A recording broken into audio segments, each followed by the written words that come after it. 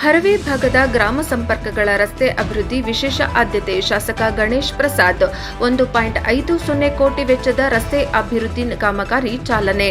ಚಾಮರಾಜನಗರ ತಾಲೂಕಿನ ಹರವೆ ಭಾಗದ ಗ್ರಾಮ ಸಂಪರ್ಕಗಳ ರಸ್ತೆಯ ಅಭಿವೃದ್ಧಿ ವಿಶೇಷ ಆದ್ಯತೆ ನೀಡಲಾಗಿದೆ ಎಂದು ಗುಂಡ್ಲುಪೇಟೆ ಕ್ಷೇತ್ರದ ಶಾಸಕ ಎಚ್ಎಂ ಗಣೇಶ್ ಪ್ರಸಾದ್ ಹೇಳಿದರು.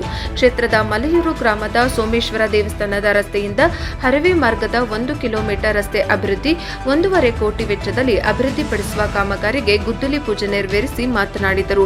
ಗುಂಡ್ಲುಪೇಟೆ ಕ್ಷೇತ್ರ ವ್ಯಾಪ್ತಿಗೆ ಹರವೆ ಹೋಬಳಿ 5 ಪಂಚಾಯಿತಿಗಳು ಸೇರ್ಪಡೆಯಾದ ಬಳಿಕ ನಮ್ಮ ತಂದೆ ಮಾಜಿ ಸಚಿವರಾದ ದಿವಂಗತ ಎಚ್ಎಸ್ ಮಹದೇವ ಪ್ರಸಾದ್ ಅವರು ವಿಶೇಷ ಆಸಕ್ತಿ ವಹಿಸಿ ಈ ಭಾಗದ ಮೂಲಭೂತ ಸೌಲಭ್ಯಗಳಾದ ರಸ್ತೆ, ಕುಡಿಯುವ ನೀರು, ಶಾಲಾ ಕಾಲೇಜು ಅಭಿವೃದ್ಧಿ, ಸಮುದಾಯ ಭವನಗಳ ನಿರ್ಮಾಣ, ಸಮುದಾಯ ಆಧಾರಿತ ಕಾರ್ಯಕ್ರಮಗಳ ಹೆಚ್ಚು ಒತ್ತು ನೀಡಿದರು.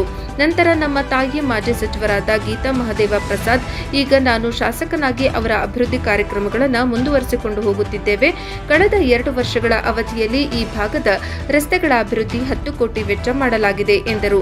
ಮಲೆಯೂರಿನಿಂದ ಹರವೆ ಮಾರ್ಗದ ರಸ್ತೆಯು ಶಿಥಿಲಗೊಂಡಿದ್ದು, ಪಿಡಬ್ಲ್ಯೂಡಿ ಇಲಾಖೆಯಿಂದ ಮೊದಲ ಹಂತ ಮಲೆಯೂರಿನಿಂದ 1 ಕಿಲೋಮೀಟರ್ ರಸ್ತೆ ಅಭಿವೃದ್ಧಿ ಹಾಗೂ 2ನೇ ಹಂತದಲ್ಲಿ 1 ಕೋಟಿ ವೆಚ್ಚದಲ್ಲಿ ಹರವೆ ಗುಂಡ್ಲು ರಸ್ತೆ ಅಭಿವೃದ್ಧಿಗೆ ಅಭಿವೃದ್ಧಿಪಡಿಸಲಾಗುವುದು ಎಂದರು.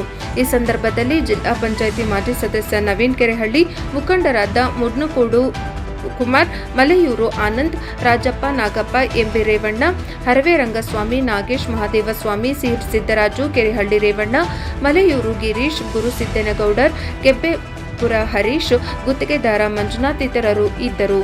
ವರದಿ ಹುಮ್ಮ ನಂಜುಂಡನಾಯಕ, ಪ್ರಜಾಪವರ್ ಟಿವಿ, ಚಾಮರಾಜನಗರ.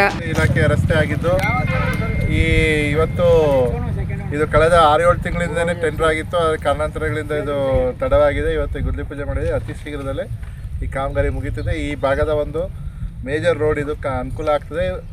ಭವಿಷ್ಯ ನನಗೆ ಇರೋ ಮಾಹಿತಿ ನಾನು ನೋಡಿರೋ ಪ್ರಕಾರ ಹರವೆ ಭಾಗದಲ್ಲಿ ಇನ್ನೂ ಸಾಕಷ್ಟು PWD ರೋಡ್ಗಳು ಅಭಿವೃದ್ಧಿ ಪಡಿಸಬೇಕಾಗಿದೆ.